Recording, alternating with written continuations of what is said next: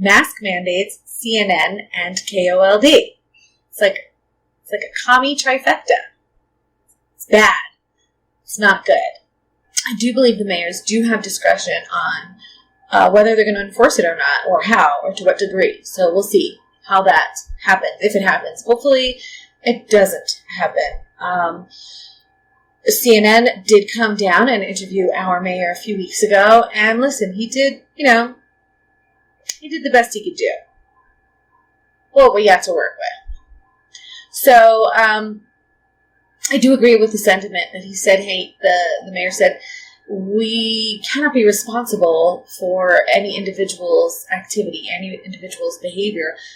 That's why we have prisons full of people, because people do what they want, right? And if they want to engage in risky behavior. Now, these days, unfortunately, risky behavior means going out in a public place without a mask. It's crazy. Like, really? Going to work out at a gym is risky behavior.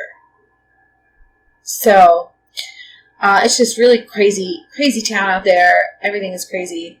It's so important for us to be informed and to continue to stand up and say something.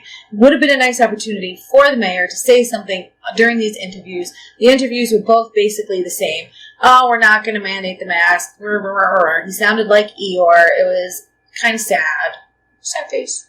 It would have been nice for him to really take control of the narrative. And, if he would have said what I'm about to say, it probably never would have been published. But, our mayors have to start standing up and for their people, for the people that work in town, for the people that produce in their city, because it's going to be bad. Like, this could end up really, really bad. We have, whole families that are out of work right now, and our mayors really need to start standing up for us, and we have to start seeing that across the state.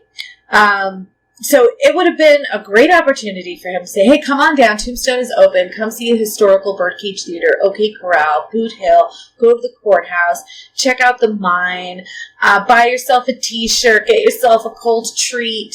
There's a lot he could have said, and even to the point of mentioning the governor's recall, rather. Hey, Evan, did you hear? The governor is being recalled, or there's an effort to recall the governor. I know that there's a lot of business owners in my city that are fighting to reopen. I'm curious to see how this plays out. Totally switch the ball in their court and take control of the narrative. But that's not what we got. We got what we got. Whatever. Okay, listen. So you could say what you want. You could say, hey, this is a nonpartisan election, so what does it matter if the people running are Republican or Democrat? Because it does matter, because it speaks to their values, it speaks to their ideology, and it speaks to a lot of things, especially these days. We are giving away our country, we're giving away our rights in various ways. I'm not saying that we should be completely reckless and just endanger, all the old people, but when the reality is that we're endangering people's lives, not through the virus, not because of the Rona, but we're endangering livelihoods and our economy, and really, we're going to end up in a place that's worse.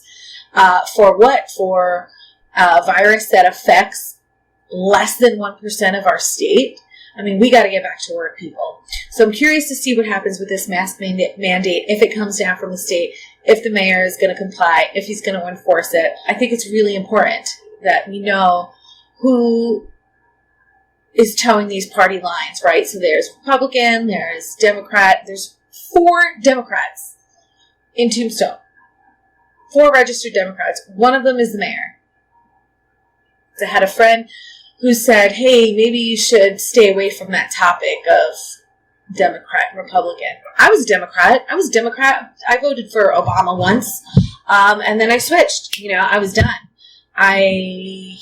We have to see what's going on in the country and what these people represent and what these people support, and we're going to lose it if not. So start here. Start local. All right, that's it.